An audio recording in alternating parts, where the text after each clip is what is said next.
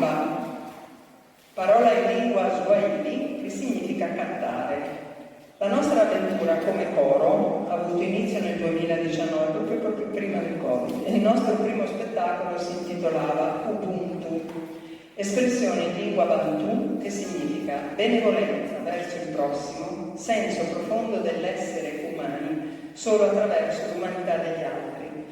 Uno sguardo al passato per comprendere il presente, un viaggio in musica, parole e immagini attraverso l'odissea degli schiavi e delle schiave, dalla tratta africana di fine 400 ai nostri giorni. Ed è noto che la musica e il canto sono stati per questi uomini e donne, venduti e trattati peggio di animali da loro simili, senza umanità e coscienza, un'ancora di salvezza.